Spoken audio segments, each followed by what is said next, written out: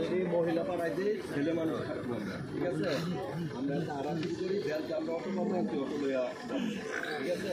তুমি এই গাড়ি লইয়া যাও গা, আর মহিলা যদি আছে গাড়ি দেবো আমরা ছেলে